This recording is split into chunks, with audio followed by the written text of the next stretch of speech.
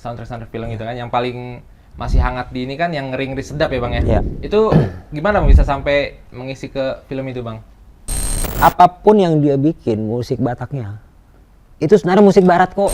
Nah kalau di saat ini yang sedang gue kerjakan adalah pelestarian tarumbo.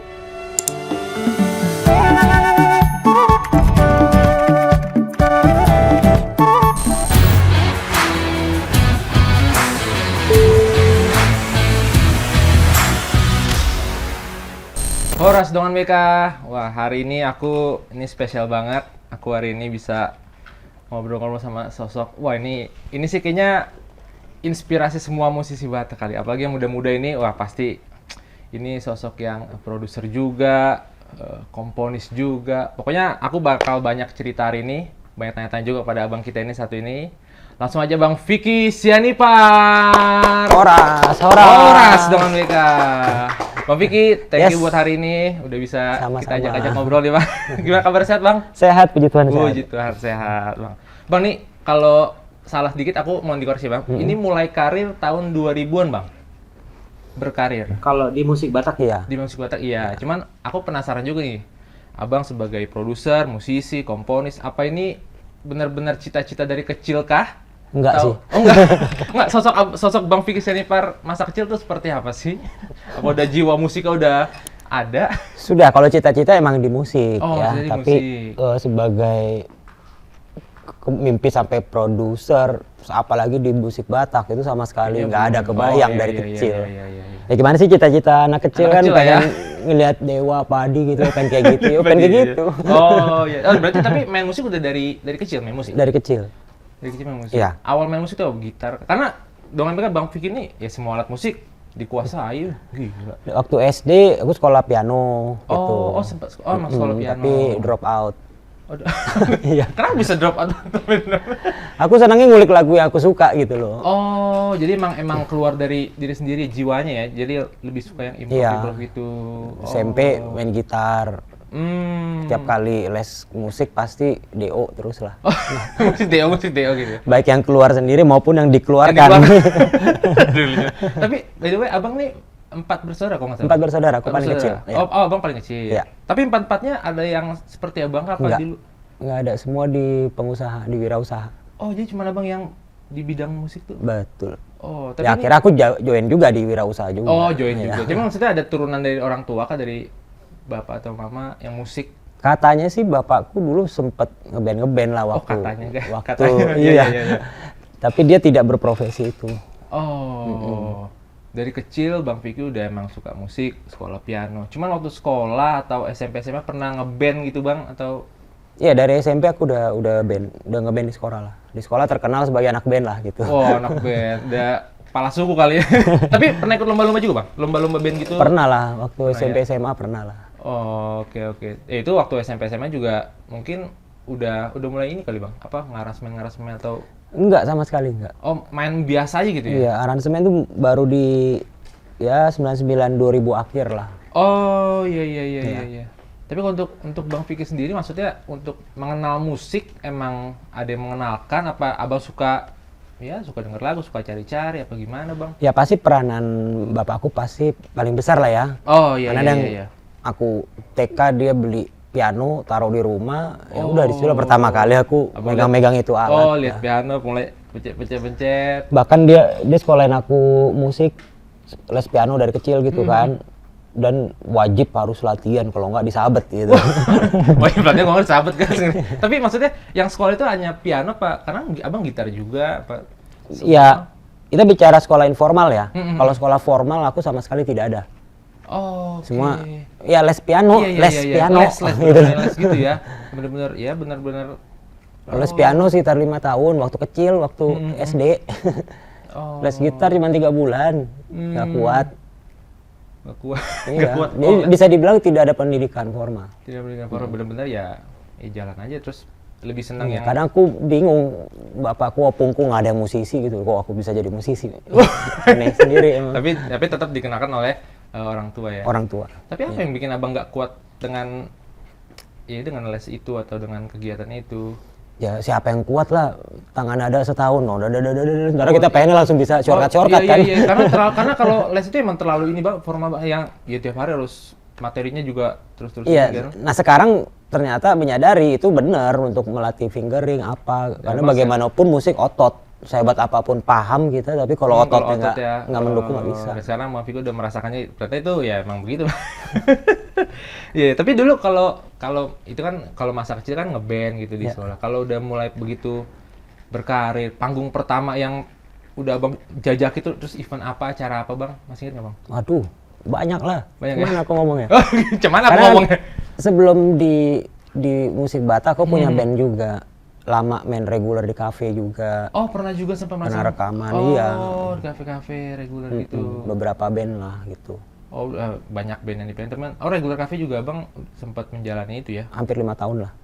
5 tahun udah? Justru di situ aku belajar aransemen tuh di situ. Oh, Bang belajar aransemen begitu di kafe. Oh. Di apa ya, reguler. Reguler gitu kayak kafe-kafe. Oh. Karena kan di saat kita ngulik lagu harus sama persis. Jangan bayangin band kafe sekarang ya, kalau band tahun 90-an tuh lagu-lagunya lagu-lagu. Iya. Wah. Lagu-lagu cerdas lah gitu. Iya. Kelas Dan lah. harus mirip gitu kalau zaman dulu. Jadi disitulah ternyata aku belajar komposisi, chord, semuanya, mental termasuk. Maksudnya kalau ngeband kan melibatkan banyak orang gitu Bang, ada pemain. Itu untuk kita bisa mengaransemen itu agak susah nggak sih Bang maksudnya? Makanya ternyata yang paling penting di musik communication skill. Communication skill. Iya, sama apa ya tuh, communication skill, tata krama, ya, ilmu sosial lah yang terpenting. Karena sejago apa dia main musik, communication skillnya jelek, kalau jelek nggak bad akan communication ya nggak akan jalan juga Kak. Iya. Oh, tapi emang dari dulu maksudnya langsung megang alat musik apa? Nyanyi dulu, Abang nyanyi juga? Itu dia yang satu-satunya aku nggak bisa, orang Batak nggak bisa nyanyi cuma aku. Makanya di belakang penyanyi terus ya Bang ini ya, kok nggak? Ya emang nggak maksudnya nggak bisa, aku nggak bisa nyanyi. Udah dicoba suaranya nggak enak. Tahu diri akhirnya. Oh, tahu diri akhirnya. Udah terbukti nggak bisa nyanyi. Tapi guys, ya nggak masalah lah. Main musik pun. Oh iya. Itu dia tadi, makanya aku pun kalau aku bisa musik cuman otodidak Bang. Sama lah bisa dibilang gitu. Sama, cuman aku yang nggak mendalami gitu Pak, agak ya asal bisa genjreng, asal bisa main piano ya udah. Kalau Abang kan terus mungkin dulu latihan sendiri itu Spartan lah Bang, maksudnya yang rutin tiap hari harus megang piano, harus megang gitar. Aku nggak pernah mengkhususkan latihan, tapi aku emang seneng bisa mainin lagu, ngulik gitu loh. Jadi tiap hari mau nggak mau jadi main gitar, sampai dimarahin orang tua karena sekolahnya jadi tertinggal. Segala macam karena ya itulah. Akhirnya walaupun sekolah terganggu, emang passionnya itu dari kecil. Membuktikan sampai sekarang. Tapi kalau pas ngeband itu Bang megang apa? Apa udah piano, apa gitar apa? Beda-beda, kayak zaman reguler di kafe kebanyakan aku keyboard. Setelah aku punya band juga, pegang gitar beberapa kali. Gitar sama keyboard enak mana Bang? Karena aku nggak fokus ke instrumennya, aku fokus mau mendeliver sesuatu. Ada hal yang hanya bisa dideliver pakai keyboard atau pakai piano. Ada suatu rasa tertentu di lagu yang hanya bisa dideliver pakai gitar gitu. Oh ternyata seperti itu ya, nggak sembarang asal, ternyata harus ada. Makanya kalau dibilang aku nih pemain gitar atau pemain keyboard nggak jelas. Karena dasarnya aku musisi. Oh, misalnya iya. Ada orang bilang saya tukang masak, berarti kan kerjanya bikin masakan. Ya. Bukan ahli penggorengan. Iya, betul. Itu beda bukan ya. ahli codet. Ya, itu beda. Sama aku musisi, aku bikin musik, bukan ahli gitar, bukan ahli piano. Oh. Dari definisinya kan udah jelas. Definisi udah jelas ya. Oh. Nah, kalau bicara musik, aku nggak pernah sekolah musik. Nggak pernah sekolah musik. Yang pernah les piano, les alatnya. Oke. Les gitarnya, ibarat tukang masak, les penggorengan. Oh, ngerti nggak? Les kompor. Iya. Itu. Iya, tapi dari sekian banyak udah karya Abang yang ya dinikmati semua kalangan Batak, baik tua, muda atau yang baru ini. Untuk sekarang Bang masih ada nggak pengen kejar sesuatu atau pengen membuat sesuatu? Oh, ada dong. Apa tuh Bang? Boleh Pasti. di skill Bang? Pasti ya? Gila, masih seorang Bang Vigo Sianipar loh. Pastilah. Iya. Apa mau? Ya, bisa dibilang udah hampir 22 tahun lah aku ya di musik Batak ya. Yang sifatnya aku tuh bukan berkarya loh. Di musik Batak aku bukan berkarya, tapi melakukan kegiatan preservasi. Karena aku bikin kan lagu lama. Ya kan, Outponian, Tutano Batak, Sinanggar Tule itu lagu lama. Lagu lama. Nah, ini maksudnya kegiatan preservasi sama kayak penanaman pohon hutan gitu loh, supaya kembali lestari. Oh, kembali Jadi hijau, kembali. ya. Nah, tujuan aku di sini gimana caranya lagu-lagu Batak ini 50 tahun lagi masih Masih eksis. terus, ya masih terus. Sesimpel itu. Dengan warna yang mungkin lebih ini Nah, lagi. yang tinggal di 50 tahun lagi nanti siapa gitu. Nah, ini pemikiran dulu di 2002 ya. Iya. Makanya aku bikin musik buat aku ganti baju si lagu tersebut untuk selera anak muda. Tapi esensinya tidak berubah. Ya, esensinya tidak berubah, tapi dengan gaya anak muda itu original pembuatan dari Bang Fikri. Oh, Bang, tapi maksudnya sebelum kayak sekarang, dulu kan Abang udah mulai mengaransemen gitu. Ada nggak sosok yang menginspirasi Abang dalam bermusik pada saat itu ya? Banyak lah, banyak. Iya. Kalau itu luar negeri, dalam negeri gitu? Kalau untuk pop-popan ya David Foster lah ya. Oh, udah Mas David Foster. Untuk dapat apa ya? Musik cheesy gitu. Cheesy, iya, Tapi iya. secara chord masih tetap elegan. Oh, David Itu yang dibutuhkan ya, karena bagaimanapun kan ujung-ujungnya mesti ramah rating. ramah rating dengan BK. Iya, jangan bikin etnik apa segala macam tapi susah dicerna buat apa. Nggak jadi berkat buat orang lain lah gitu. Bahasaku ramah rating. Ramah rating, bahasanya ramah rating. Tapi kalau untuk sekarang loh Bang, maksudnya ya udah dengan sekarang kalau untuk mengaransemen lagu-lagu yang tadi Abang bilang ganti baju untuk lagu itu, masih menemukan kesulitan-kesulitan kah untuk seorang Bang Fikri Jennifer? Udah enggak lah. Ya pengalaman 20 tahun cukup lah. Cukup ya. Ya, justru itu aku ngerasa sudah berhasil. Nah, rasa itu ternyata nggak enak. Kayak kita naik pohon kelapa gitu. Kalau waktu mau manjatnya masih nggak apa-apa. Kalau udah di atas, karena apa? Secara statistik abis itu pasti turun. Nah, turun itu tidak menyenangkan. Coba aja naik tangga yang terjal gitu, terus turun. Langsung turun ya. Iya. Nah, sama kita perkembangan hidup pun di saat turun tuh nggak mengenakan. Betul. Nah, di saat tanpa sadar kata orang ya aku di Batak udah nomor 1 gitu ya. Iya. Buat mereka wow hebat kayak kau tadi bilang ini sumber inspirasi. Buat Iya, aku iya. tidak. Oh. Itu mengerikan. Malah jadi Karena habis itu turun statistiknya begitu. Bukan statistik, hukum alamnya Hukum begitu alamnya, karena iya. grafik kan jalan terus ya. naik turun Frekuensi. gitu ya. Oh. Nah, makanya aku mesti mencari puncak lagi gitu loh. Yang itu kan susah dapatnya. Tapi akhirnya di 2001 lumayan dapat menjawab pertanyaan yang tadi apa yang dikejar. Nah,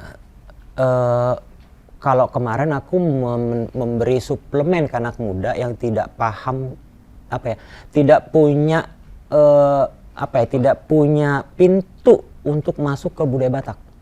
Oh, tidak ada ya jalannya atau ya Dengan adanya pintu ini, dengan adanya musik-musik Toba Dream, anak muda yang lahir di perantauan ya, yang udah dale kayak aku.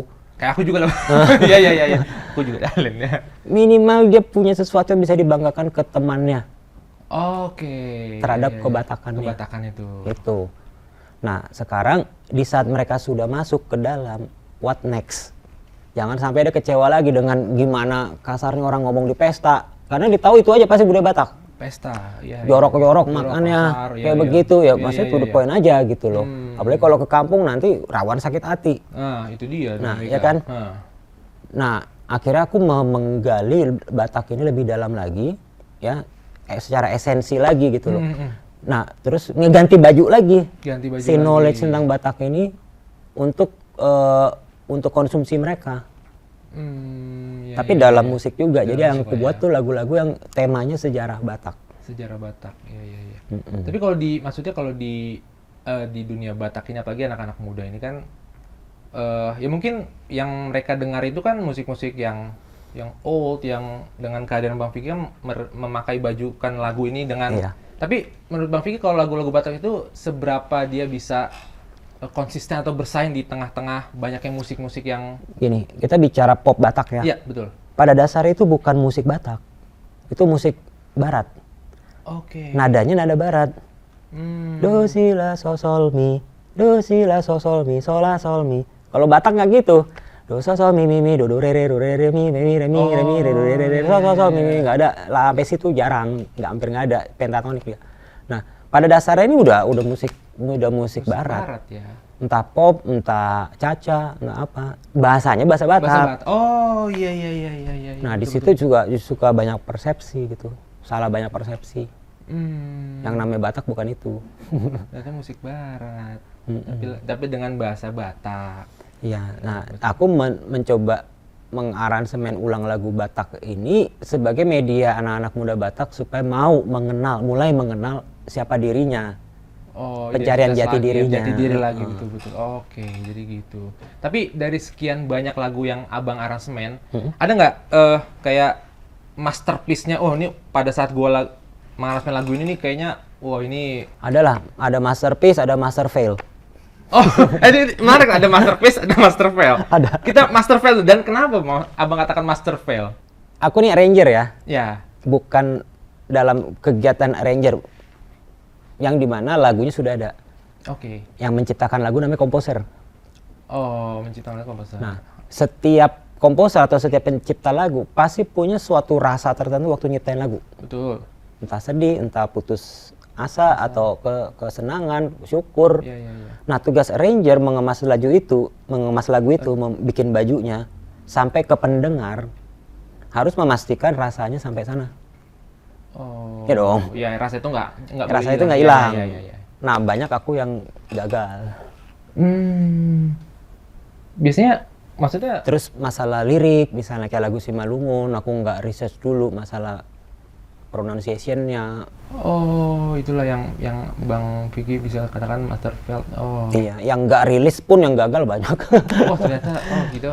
Makanya gitu kan. Kalau nggak rilis kan nggak masalah, yang masalah yang rilis kan. Rilis ya, iya, karena iya, lagu iya. ini akan ada di footprint internet forever gitu, bukan seumur Iya, hidupku iya. aja, forever. Ramai dan banyak orang yang dengar juga. That's why kalau rekaman harus seperfect mungkin. Betul. Nah, itu dia kalau masterpiece-nya Bang, ini penasaran juga dari sekian banyak loh. Masterpiece-nya itu. Masterpiece tapi sifatnya subjektif ya. Iya, iya. Yang sifatnya ke diriku Iya, iya. pribadi ya. Yang itu benar-benar mendukung perkembangan spiritualku gitu loh. Kalau di aku lagu Tonani Tao. Oh, Tonanita. Oh. Iya. Itu dia.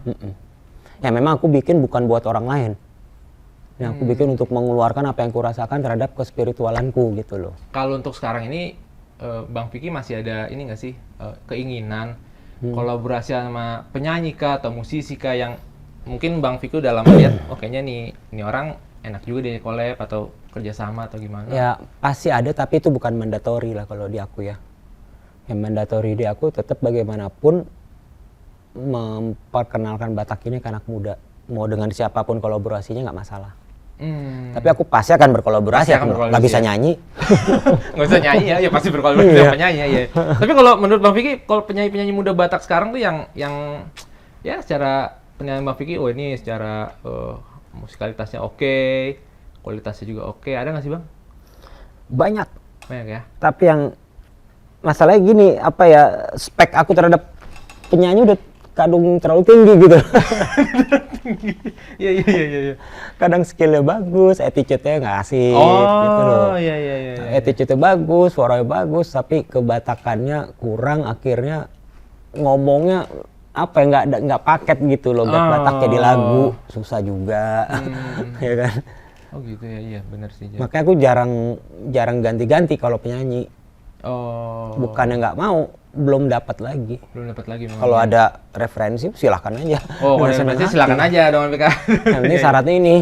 Oh, ada dan K-nya ya. Iya betul. Itu kan Abang kan juga apa maksudnya mengisi terlibat dalam film-film ya, soundtrack film gitu kan, yang paling masih hangat di ini kan yang Ngeri Sedap ya Bang ya. Iya. Itu gimana Bang bisa sampai mengisi ke film itu Bang?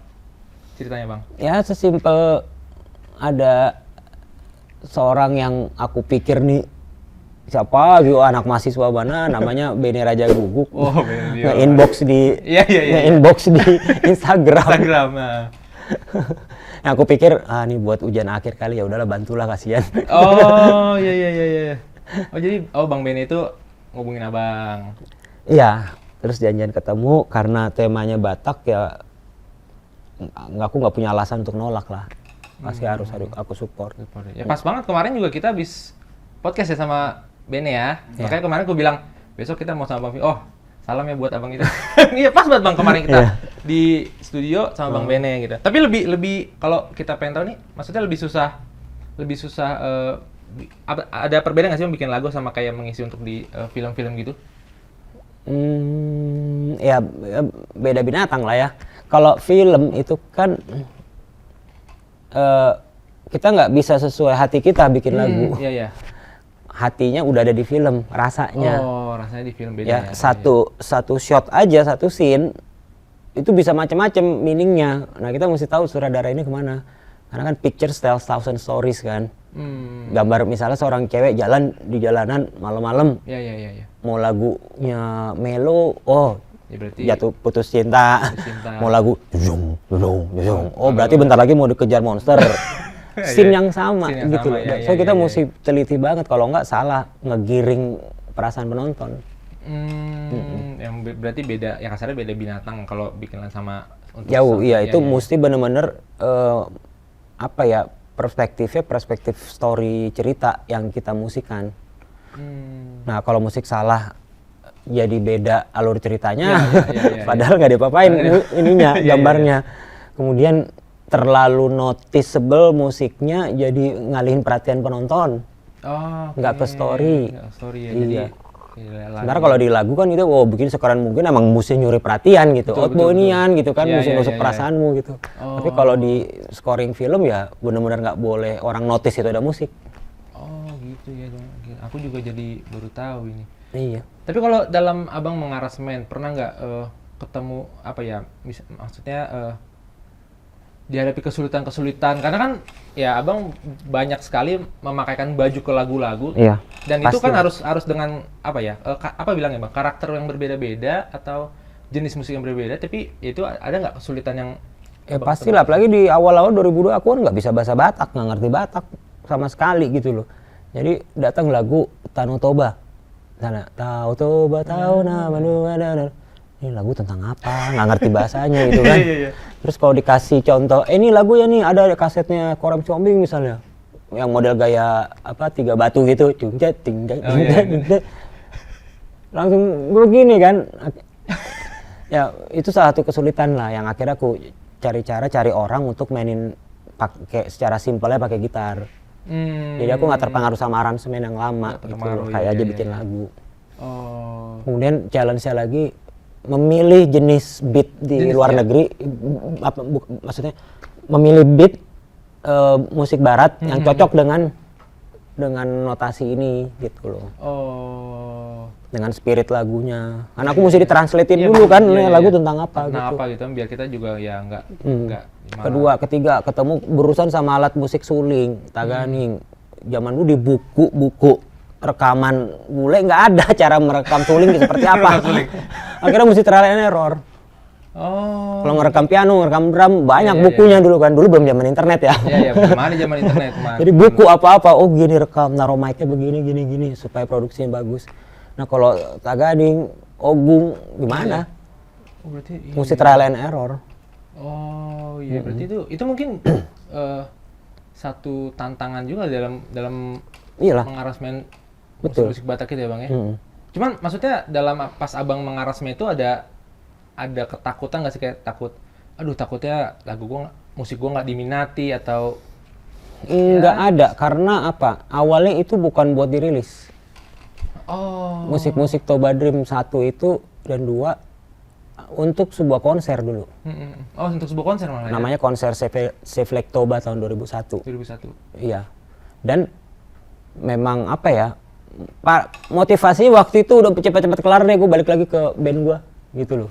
Oh dulu terpikirnya malah Karena malu aku bikin lagu Batak, ya jangan bayangin sekarang ya. iya.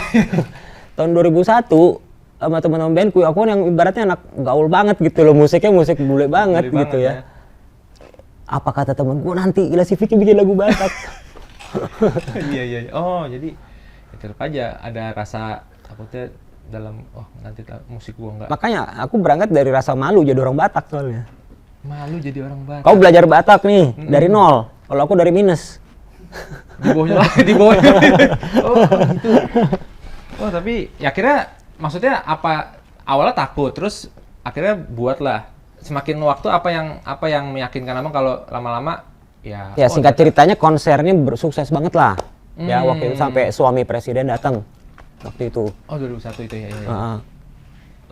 sampai ngasih bunga, pokoknya sukses. Nah, semua orang nanyain ada kasetnya nggak gitu loh. Oh. Nah, secara kan aransemen udah ada 20 laguan, si berarti udah jadi gitu loh, udah aku rekam, udah musik segala macam tinggal mixing. Ya nothing tulus lah, ya udahlah. Terus kata bapakku, udah pilihlah lagu mana yang paling kau suka jadiin singlenya. Kalau dulu mesti bikin single dari satu album, bikin video klip. Ya udah aku pilih Pisau Surit. Itu pun aku nggak tahu itu karo. Bagiku Batak sama aja gitu loh. Sama semua. Ada karo. Aku paling suka waktu itu hasil aransemenku tuh Pisau Surit, makanya akhirnya bikin video klip itu. Oh itu. Ternyata bukan Toba. Karo. Shock juga deh. Saking blow on-nya aku gitu lah. Iya. Tapi maksudnya kalau untuk alat tradisional Batak tuh, abang apa yang abang kuasai apa? Mantaganing aja. Aganing ya. Kalau suling terlalu berat buat aku. Dan nggak ada ketertarikan nyoba-nyoba. Enggak lah. Kalau aku bisa, kasihan nanti aku nggak membutuhkan Pargosi lagi pemain musik. Oh iya. Kayak Elvis lah, atau Elvis Presley. Dia bisa jago bikin lagu, tapi dia nggak mau demi menghidupi kawan-kawan songwriternya. Oh iya. Nah, kurang lebih aku sama lah gitu. Mendingan nggak usah tahu gitu. Iya. Tapi kalau Mas sebagai arranger lah bang ya, ada ibaratnya gini, kalau olahragawan ya mungkin ada masa pensiun, kalau arranger musik Nggak ada lah. pokoknya abang sampai ya selama bisa berkarya terus Masih bikin gaskan. terus, iya. Justru malah mungkin ada. Justru makin dewasa makin sempit ininya, ketertarikannya. Keren ya. Kalau dulu kan pengen explore gila-gilaan. Bandingin aja aransemenku di Tobarim 1. Apa bait terus ke referen, interlude itu pasti kemana-mana gitu loh. Iya. Karena ya, aku kalau dengar musik-musik Bang Fikri, wah chordnya ini, wah ini kemana larinya nih kan, emang enggak. Sementara sekarang aku udah jijik banget. Loh, yang buat si Panggaron gitu. Si Panggaron. Itu faktor U kali ya, udah masuk 40-an akhirnya udah lebih menghargai simplicity. Oh, udah tahu dari sekian banyak yang pernah aku buat, R&B, rock, apa segala macem. Oh, ternyata yang namanya diriku tuh di sini gitu loh. Sekarang udah mulai lebih gitu. Mulai lebih, iya. Tapi kalau menurut pandangan Bang Fikri, kalau kita melihat musik Batak Bang, zaman dulu sama zaman sekarang, perubahannya dan mungkin daya tarik untuk masyarakat luas Batak. Puji Tuhan sih lumayan sangat berkembang ya. Berkembang ya. Tanpa sadar ya kita head to head ke suku lain lah. Bandingkan suku lain lumayan tercengang melihat perkembangan musik Batak di era 2010-an ke sini lah. 2010 ke sini udah. Dimana mereka berharap sukunya bisa melakukan itu. Orang-orang Bali, orang Jawa, orang Makassar. Ya.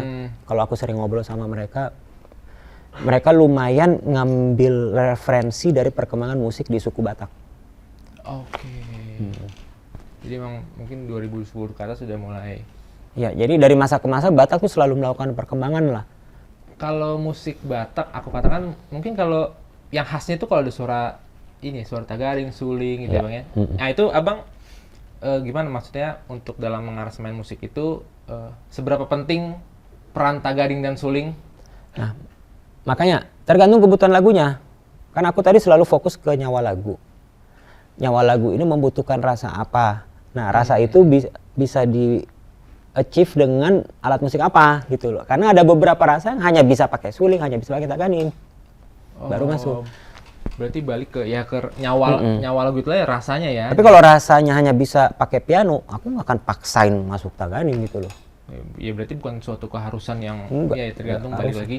Karena Batak itu is not about tagaring, is not about rumah Batak, is not about suling, is not about tortor. Itu hanya produk-produk budayanya. Batak bukan itu. Oh iya. Nah tapi kan sekarang kan Abang juga udah menjadi seorang bapak. Kalau untuk anak-anak sendiri Abang arahkan ke musik juga apa? Di mana-mana orang tua, mau dokter, mau pendeta, mau pengacara, pasti mengarahkan anaknya ngikut bidang bapaknya pasti. Sama juga aku gitu loh. Iya. Cuman belum berhasil aja aku. Belum berhasil. Maksudnya kalau untuk anak-anak aku juga mungkin biar tahu juga alat musik juga kah atau lebih ke nyanyi atau? Aku sih wajibkan semua main alat musik untuk perkembangan otak, bukan untuk jadi musisi. Tapi aku membebaskan mereka. Iya. Ya rata-rata mereka bisa main alat musik, tapi kebetulan nggak ke jalur musik gitu. Oh iya. Tapi kalau untuk ke anak-anak abang sosok yang tegas juga kan, apalagi dalam musik ya, maksudnya galak kan disiplin. Di situ aku Kayak gak dikit ya, ngalah Bang? sih. Kalau ngikutin keinginan, ayo jadi musisi semua gitu. Selayaknya orang-orang tua lain yang dokter, pengen anaknya jadi dokter juga gitu. Biar ada penerusnya gitu kan, cuma. Iya. Oh, berarti ya itulah dinamika. Tapi kan apa ya, kita udah melalui pencarian jati diri, menghargai Tuhan menciptakan semua manusia berbeda. Justru kita sekarang ngarahkannya bukan sesuai kemauan kita, tapi mengarahkan sesuai takdirnya dia apa. Tuhan lahirkan dia karena apa? Ada alasan tertentu. Nah, kewajiban orang tua menderek anak ini ke sana, menemukan jati dirinya. Oh, iya. Karena anak itu bukan milik orang tua, milik Tuhan. Cuma dititipin. Kita sebagai orang tua ya mengarahkan lah. Mengarahkan dia menemukan Tuhannya. Menemukan Tuhannya maksudnya menemukan kan Tuhan di dalam diri ya. Menemukan dirinya sendiri. Jangan dipaksa harus jadi pegawai negeri, harus jadi ini gitu. Iya. Oh gitu. Kalau masalah itu kebetulan dari orang tuaku udah sangat terbuka sih. Bahkan kami dilarang kuliah. Oh gitu. Supaya tidak terjebak sama itu. Supaya murni kau mencari jati dirimu murni, mencari passionmu murni. Bukan karena yang kebenaran yang diterima di sini, kawan-kawanku di sana, enggak. Tapi maksudnya kalau di luar ya kayak tadi di anak abang, kalau di luar itu abang kayak ada nggak sih kepengen kayak adalah penerus, maksudnya yang bergerak sama di bidang abang gitu, anak-anak muda, yuk jadi komposer, yuk jadi ini, gimana bang melihatnya? Oh itu bukan hanya ingin, kalau itu kewajiban malah. Makanya sudah 3 tahun ini aku sering mengarahkan banyak musisi arranger, kebanyakan di Medan, Siantar, Bandung. Oh banyak juga sana yang maksudnya arranger ya. Gitu ya. Karena kalau Batak tidak kekurangan penyanyi, kekurangan arranger. Oh, dong mereka kekurangan arranger. Enggak, kekurangan rumah produksi gitu loh. Kau punya suara sekeren apapun, tetap produksimu akan tergantung sama si arranger dan produsermu. Oh, iya. Nah di Batak tuh sangat kurang. Kurang arranger gitu. Jadi aku didik tuh para arranger di Medan, di Binjai, Banjahe, ya. Oh, kampungnya arranger. Karena itu sepaket ya, regenerasi itu sepaket. Apapun bidangmu kok mesti melakukan regenerasi. Oh, udah sepaket tuh harus. Tapi kalau maksudnya kalau arranger di ya maaf lah aku katakan kayak di kampung tadi Kabanjahe segala macam, itu dengan di Jakarta ini ada perbedaan ini nggak sih bang? Maksudnya dari ya karena apa musiknya juga berbeda nantinya mereka buat. Di era internet sih hampir nggak ada beda, sama aja ya. Karena semua bisa diakses secara cepat dari manapun, kapanpun kan sekarang. Beda sama dulu gitu, udah pasti lebih maju yang di Jakarta daripada di Binjai. Karena Binjai kekurangan resources gitu. Kalau sekarang udah sama semua, udah keren-keren.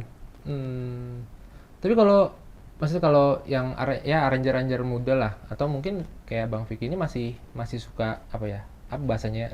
Research kan, mencari inspirasi gitu kah, atau itu ya karena udah biasa mengarasmen ya tiba-tiba keluar aja arahnya mau ke sini, buat musik itu arahnya mau ke sini.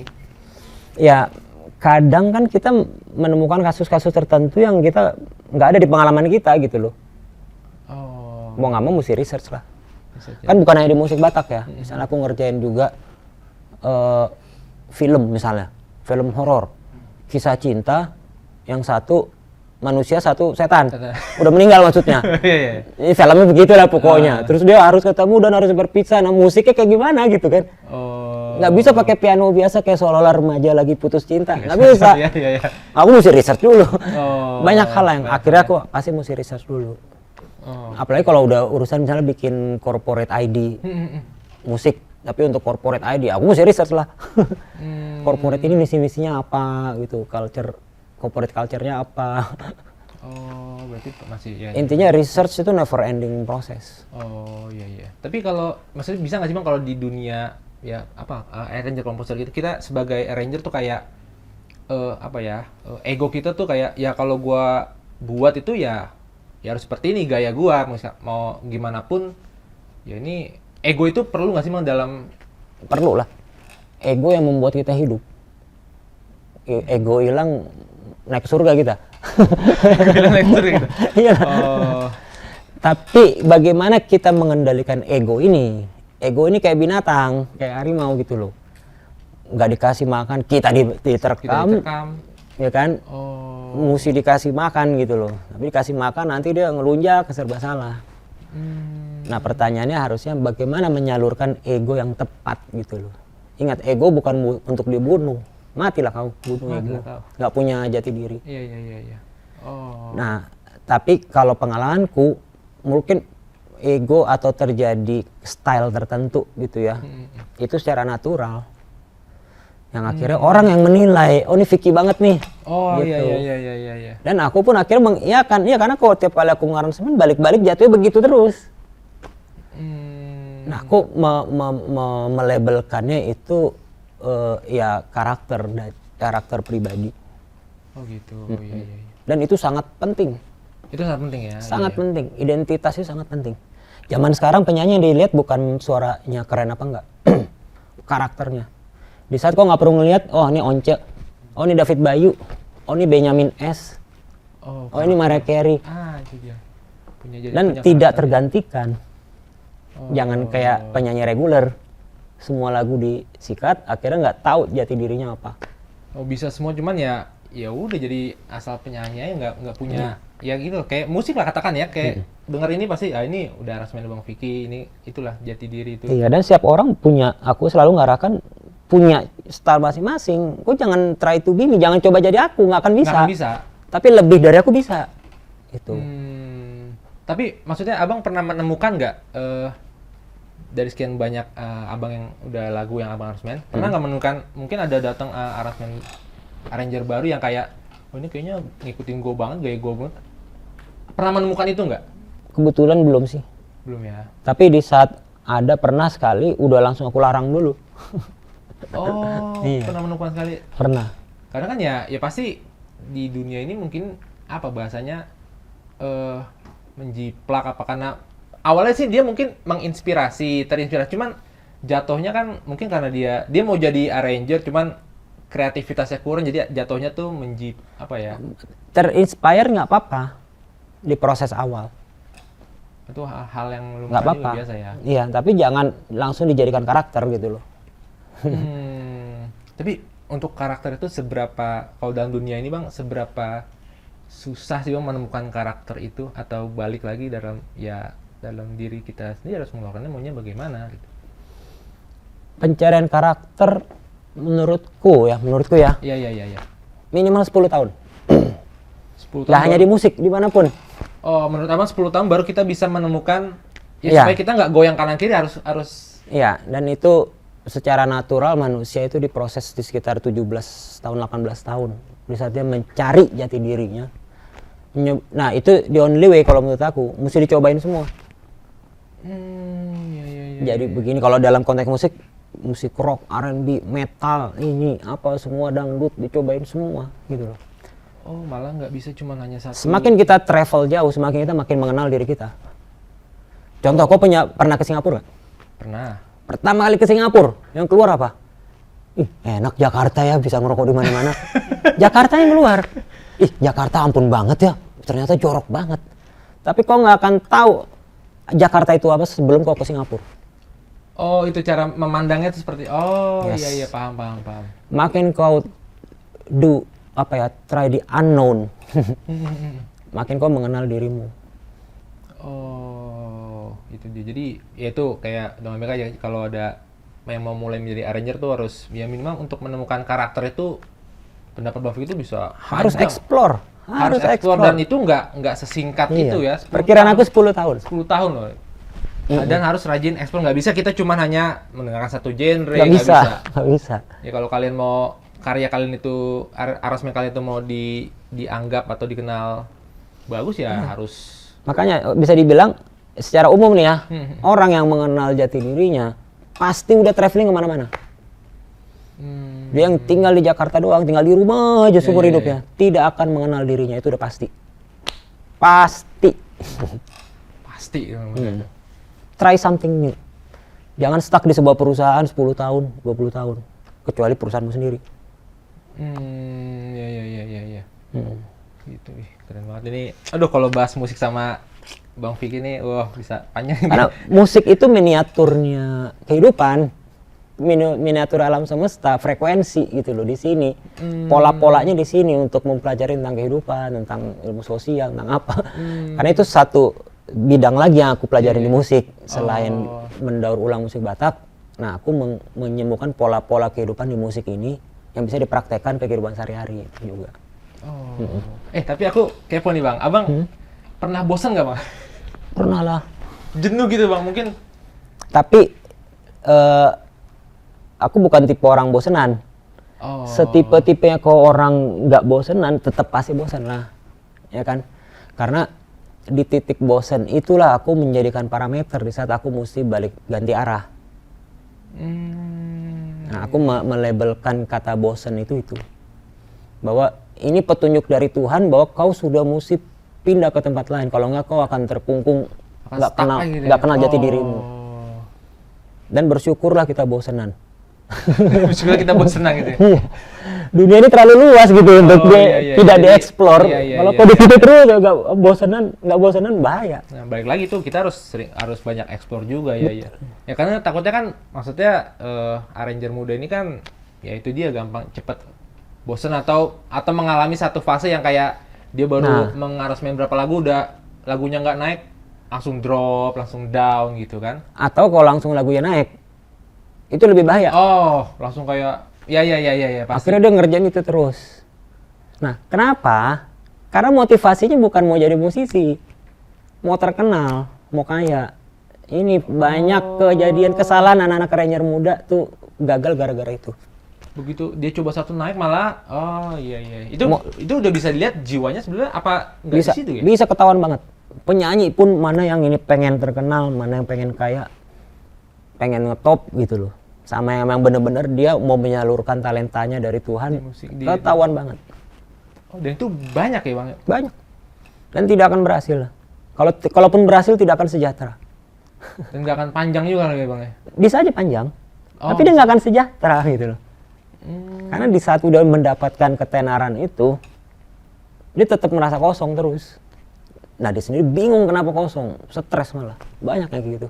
Tuh buat arranger muda, jadi jangan udah bikin satu musik langsung, tapi jangan juga yang berapa musik bikin, kira-kira musiknya nggak selera pasar langsung down itu. Nah, ini gini, motivasi itu penting, niatmu penting. Niatnya mau ngapain, mau jadi musisi atau mau terkenal.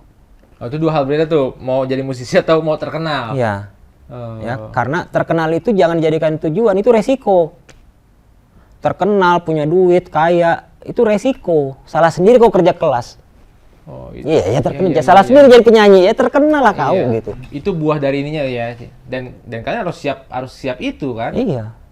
Jadi resiko jangan dijadiin tujuan. Resiko jangan, mantap tuh, resiko jangan dijadiin tujuan. Iya. Itu dia. Jadi tapi jangan takut juga untuk menjadi arranger musik ya. Jangan takut juga maksudnya. Janganlah. Iya. Kayak gini lah, aku bikin studio podcast. Jangan heran kok banyak teman selebritis. Jangan ngomel. Jadi aku balik nih, ini main tricky ya. Itu dia. Ibarat kalau berenang jangan marah kalau kau basah. Jangan komplain, itu udah resiko. Itu resikonya, ya harus siap kalian gitu. Kalian harus siap itu. Tapi maksudnya kalau untuk sekarang Bang, selain mengerjakan musik, ada kegiatan lagi apa? Sedang mengerjakan sesuatu apa gitu? Adalah banyak sekali. Karena sejak bapakku pergi. Oh iya Bang. Jadi kami sekeluarga meneruskan usahanya. Jadi aku kembali ke orang kantoran. Kembali ke orang kantoran. Iya. Jadi di sisi lain Abang juga mengerjakan ya itu tadi meneruskan. Iya, jadi bayangin lah aku juga di commercial art, di manajemen entrepreneurship pun juga gitu loh. Tapi terganggu nggak Bang si musik ini? Jadi terganggu, terhambat kah? Nah, challenge-nya itu nggak boleh terhambat dong. Akhirnya ya melakukan banyak cara lah, ngangkat asisten banyak ini itu. Oh iya. Akhirnya 24 jam kayaknya kurang aja. Kau bisa berapa puluh jam ya? Sampai satu hari berasa kurang. Iya Bang ini. Bang, tapi ini kan aku pengen tahu nih kalau bahas soal Toba Dream nih Bang.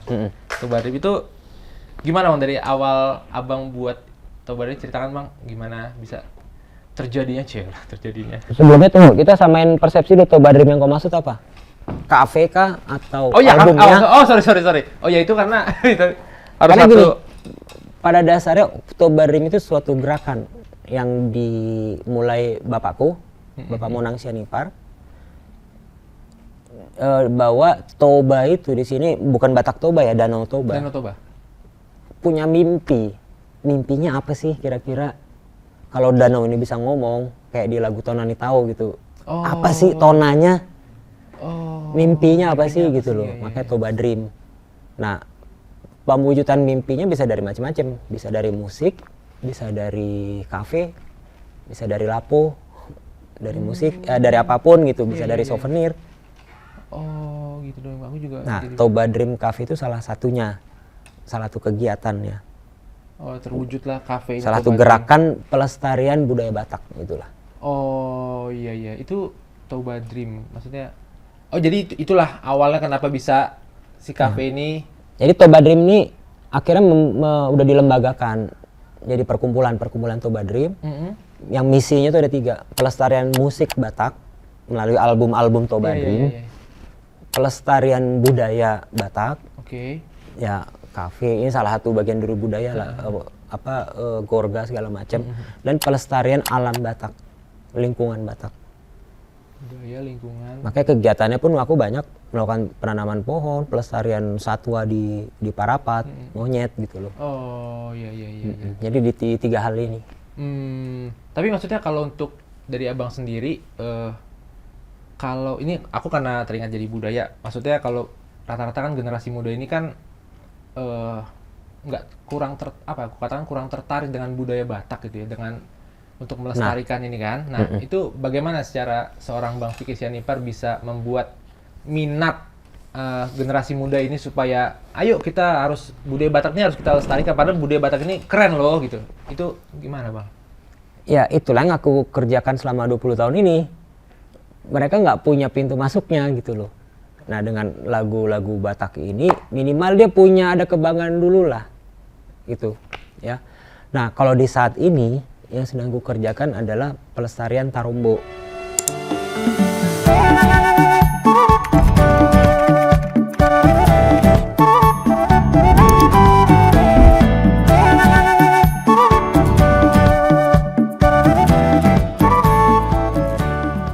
Seorang Batak kalau ditanya mau belajar budaya Batak dari mana, itu wajib dari Tarombo.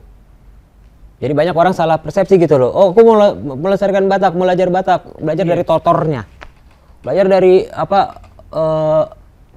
gorganya. Tortor, iya. Itu udah turunan ke bawah-bawah. Kau masuk ke kornya jauh dulu, itu ya, adalah Tarombomu. Ya, tobing itu dari mana? Bapaknya siapa? Ke atasnya gimana? Yang tidak boleh kawin sama siapa? Itu yang esensial, karena darah. Itulah, jadi ya itu dia anak muda. Ya apalagi kayak ya mungkin kayak aku juga ya benar Tarombo itu Tarombo. Jangan sampai kita lagi karena orang Batak ini kan wah kalau di mana-mana pasti kalau ketemu itu ya itu pertanyaan dari mana kau dari tobing ini apa gitu. Nah, kau terusin. Kenapa? Kenapa mesti itu? Iya. Dia kan ini sendiri jawabannya ya. Ya kan nggak pernah ada yang bertanya gitu loh. Oke lah kau udah tahu Tarombo, then what? Apa gitu ya. Nah, ini yang lagi aku kerjakan saat ini. Itu dia. Jadi ya buat generasi muda, ayolah kita sama-sama melestarikan. Karena kalau bukan generasi muda ini ya, karena zaman ini kan akan terus berjalan. Mungkin ya Bang Fikri walaupun akan terus berkarya kan kita juga pasti akan harus meneruskan itu kan, harus terus ya berkarya juga lah. Makanya sosok Bang Fikri ini kalau menurut aku sih ya sangat pantas juga untuk menjadi inspirasi orang Batak. Jadi untuk menjawab pertanyaanmu yang tadi, bagaimana sih kalau anak muda mau mulai melestarikannya? Titik startnya dari Tarombo. Tanya ke orang tua kalian, aku nih marga ini dari mana asalnya? Hula-hulanya siapa? Mama buru apa? Berarti tulangku siapa? Terus ke atasnya siapa? Ada padan nggak? Itu yang terpenting. Sebenarnya kalau di perdalam ini luas sekali Batak. Maksudnya dalam ada padan segala macam kan. Itu dia balik lagi. Iya, dari sekian banyak mana yang esensial gitu loh maksudnya. Iya, Mesti Marbalatuk gitu loh. Oh iya. Jangan langsung loncat ke tangga ke 10, dari tangga 1 dulu, fondasi yang mana. Nah fondasinya adalah Tarumbo, yang mesti paham. Oh gitu ya. Baru nanti masuk kemana. Kalau Gorga, apalah, lagu itu belakangan. Iya. Bang, nih ini agak kelewat tadi. Aku penasaran mungkin dari sekian banyak tempat, venue, acara yang abang udah jalani, yang kira-kira paling berkesan gitu bang. Paling berkesan di mana dan kenapa? Mungkin dari tempat atau animo yang datang. Ada nggak bang yang? Karena banyak banget kan pasti yang berkesan lah. Entah ada kejadian apa atau tapi mikir kayaknya Banyak ya. Yang mungkin kayak apa ya? Mungkin kayak gila pas tampil di sini nih ternyata nggak di luar ekspektasi ternyata. Mungkin bukan berupa venue ya. Kalau dibilang venue itu di Lapan Bola di Semarang. Oh di Semarang. Yang paling challenging lah. Oh ya, itu boleh, itu menarik tuh. Kalau main sebelum slang. Main sebelum slang. Iya. Aku beberapa kali gitu loh. Oh. Nah, gimana cara mesti menaklukkan masanya dengan musik yang kita mainkan, dengan gaya entertainmentnya. Kalau main. Nah, aku udah bisa melakukan itu, wah Ted lah, seorang entertainer. Oh gitu, gila seorang Taufik aja masih ada itu. Oh, yang bermain kalau sebelum slang ini bang. Iya lah, kita kan ini musisi entertainer ya. Iya. Mesti bisa mengentertain siapapun yang datang.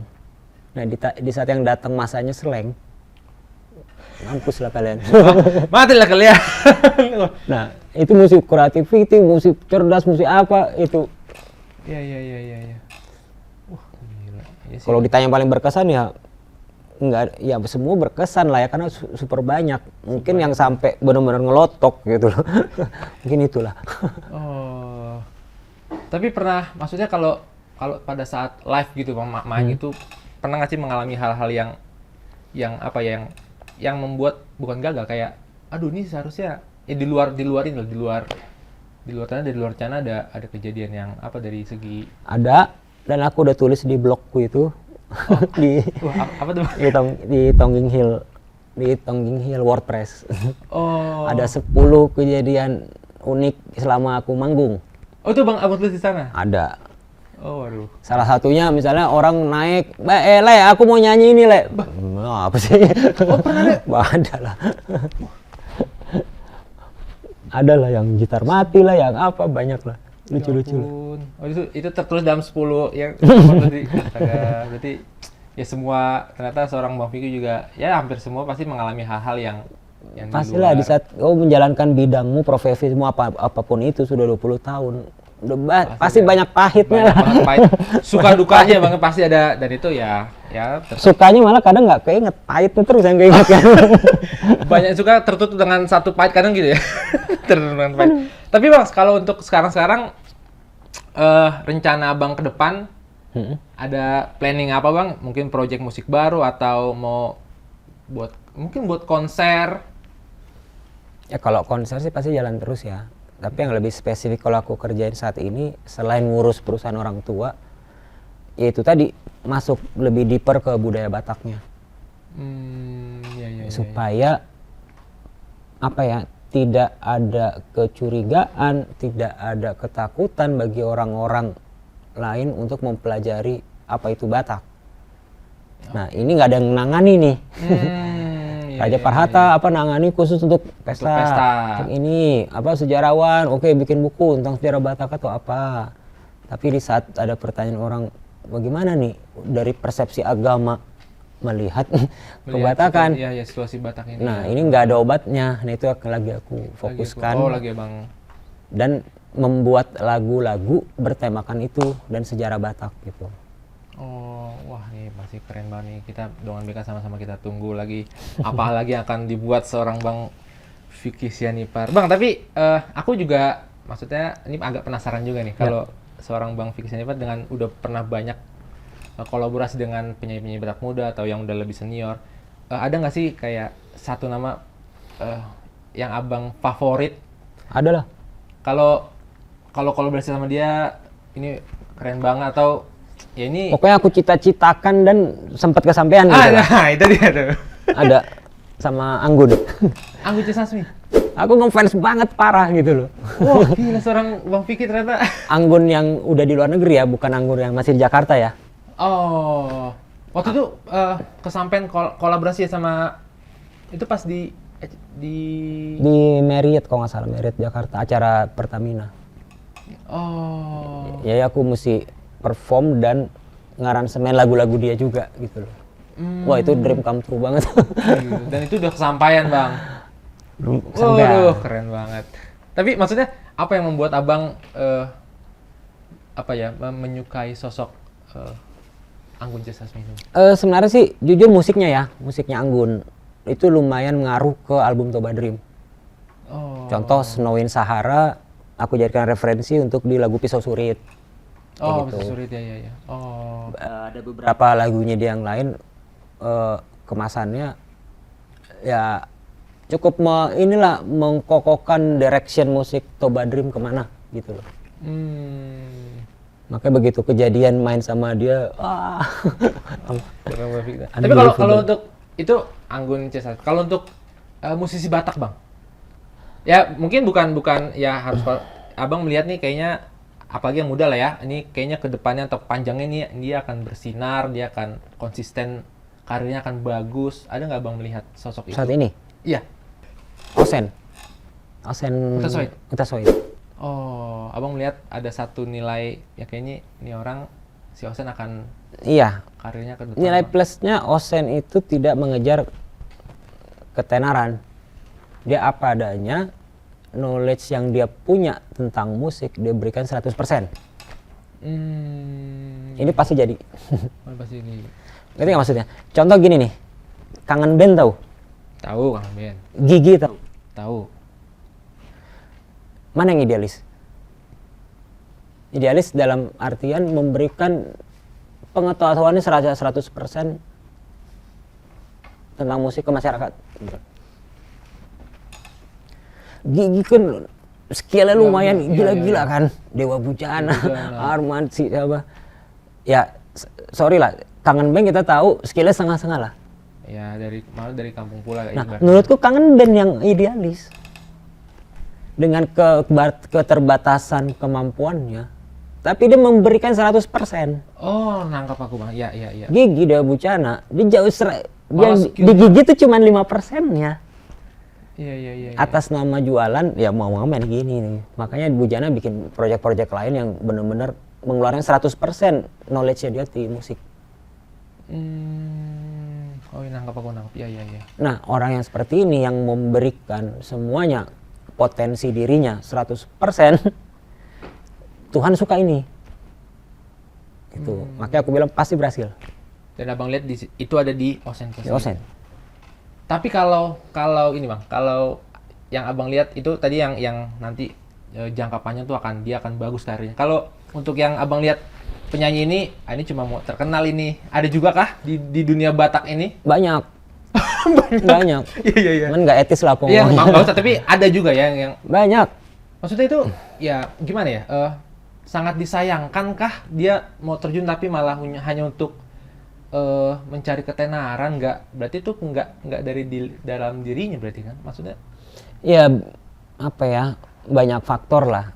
Tapi ya biar aja dia mengalami itu, nanti akan sadar sendiri lah. Oh iya. Karena banyak faktor, terutama dari keluarga. Paling besar dari faktor keluarga.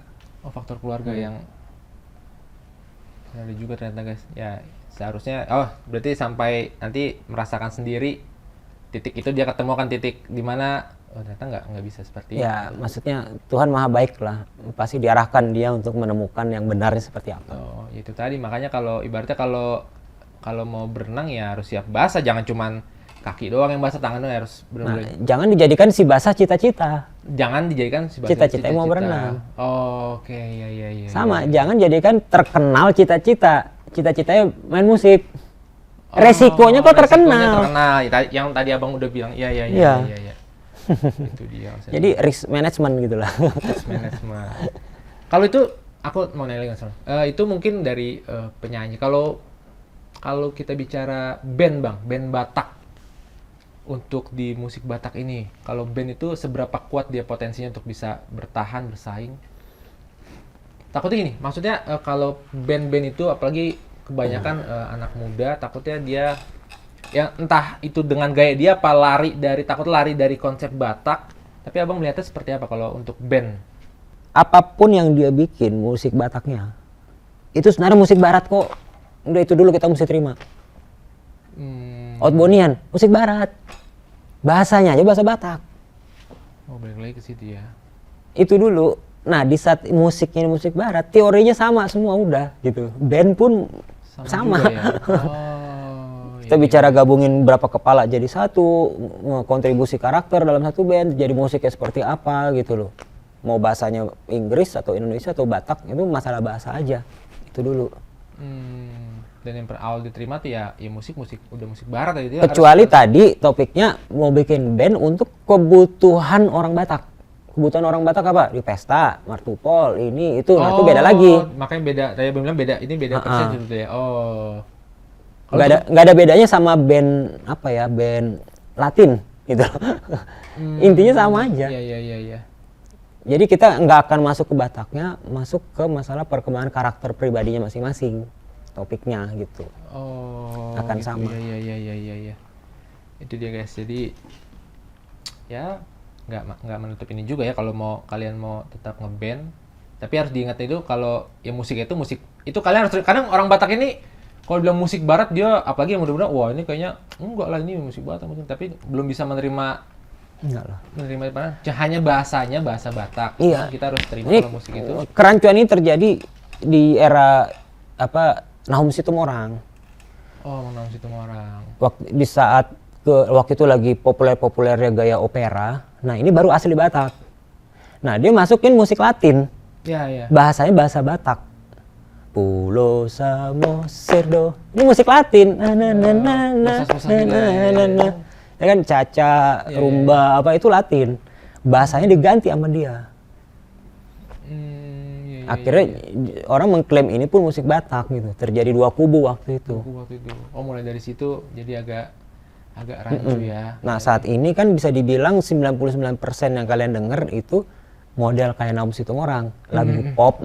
Iya. Bahasanya bahasa ini. Nah, di saat tadi kok balik lagi ke pertanyaanmu, kalau mau buat band Batak, nah singkirin dulu Bataknya. Bandnya dulu fokusnya. Oh, pertajam dulu bandnya. Bandnya ya masalah relationship antara orang-orangnya, konsep musiknya atau apa gitu loh. Baru masukin unsur Batak gitu. Oh, itu dia guys. Itu kalian harus matangkan dulu bandnya, singkirin dulu Bataknya. Iya. Pikirin dulu bandnya mau seperti apa, konsepnya segala macam baru. Iya. Karena intinya kalian bikin band bukan bikin Batak gitu loh. Oh, iya. Pelajari dulu bandnya, Bataknya belakangan. Nah, gitu ya. itu dia guys. Pelajari dulu bandnya, Bataknya belakangan. Nah bang, ini mungkin terakhir bang, kalau boleh nggak kita tahu nih apa sih harapan abang terutama untuk penonton ini Dongan BK namanya bang. Harapan abang untuk Dongan BK khususnya anak muda Batak ke depannya, baik dalam ya mau membangun karir musik atau dia mau cinta dengan budaya. Ya ada nggak bang harapan-harapan untuk generasi muda Batak lah bang? Yang urusan ke budaya Batak dulu lah ya. Ya boleh bang, boleh. Ujung-ujungnya setiap manusia akan melakukan pencarian jati diri. Setuju. Nah, kau mau cari jati diri di mana? Ujung-ujungnya pasti balik lagi ke Batak karena kau orang Batak. Orang Batak.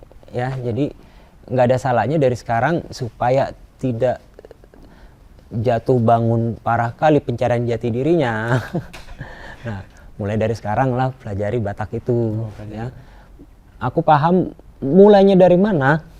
Yang mulai bisa dari musik, yang dicari motivasinya dulu. Ya. Nah, aku dan kawan-kawan mungkin sudah menyiapkan pintu masuk nih. Ya, yang salah satu opsi di saat kalian mendengarkan musik-musik Toba Dream, mungkin kena lah tondinya gitu loh. Terpakuling lah tondinya. Akhirnya mulai ada ketertarikan. Nah, itu modal awal untuk mempelajari. Nah, mempelajari dari mana? Usahakan mulai dari tarombo. Tarombo lah, iya. Pahami tarombo kalian marga apa, nomor berapa, terus ini grupnya apa aja, padannya apa aja, mulai dari situ. Mulai dari situ ya, harus itu pelajari tarombo. Iya, nanti kalau sudah pintu itu akan terbuka sendiri ke sana, ke sini, ke sini, ke sini, ke sini. Oh. Termasuk ke pergaulannya pun. Ya. Kalau untuk tips dari Abang Vicky Sianipar untuk anak muda yang mungkin mau mencoba atau mendalami dunia Musik. ranger, karya, mungkin ada nggak Bang tips-tipsnya supaya dia bisa terus dalam. Oke, tipsku bukan tips akademik ya. Ya nggak apa-apa, bebas. Ini tips pribadi. Ya. Percayalah, kesuksesan musikmu hanya tergantung seberapa banyak jenis musik yang kau dengar. Contohnya Ahmad Dhani punya 10.000 kaset CD dan dia denger semua. Jangan heran dia sukses. Kalian gak usah kayak Ahmad Dhani 10.000. 1.000 aja jenis lagu. Kalian dengerin, jaminan keren aransemennya. Oh, itu dia guys. Itu dia tips dari Bang Vicky. Ya itu dia harus, balik lagi kayak, ya harus explore semua. Harus tahu banyak lagu. Jangan satu genre aja Bang ya. Biar, ya kalau kamu mau seperti Bang Vicky ya, itu dia 20 tahun ya. Tuhan menciptakan bumi ini sangat luas, alam semesta sangat luas. Iya. Wasting space banget kalau nggak dieksplor. Tujuannya buat kita eksplor. Sama juga Tuhan menciptakan jenis musik ini udah banyak banget. Wasting banget kalau lo nggak eksplor. Oh guys. Nah kalau kita mengeksplor berarti kan kita jalanin kehendak Tuhan, nggak mungkin nggak dikasih lebih-lebihnya gitu. Oh iya itu dia. Iya. Oke itu dia Bang Vicky Sianipar. Boleh tepuk tangan dong. Bang Vicky, sekali lagi aku makasih banget. Kita udah banyak sharing. Aku juga semakin terbuka soal biar aku suka musik. Cuman ya terbuka lagi kalau ya mungkin ya itu hanya mendengar aja. Ya jangan satu genre aja. Ternyata musik itu banyak banget. Betul. Dan Bang sukses terus. Kita tunggu selalu karya-karyanya biar terus banyak memotivasi anak-anak muda. Sekali lagi Bang. Thank you banget Bang. Oke, sama-sama. Thank you Dongan BK. Horas.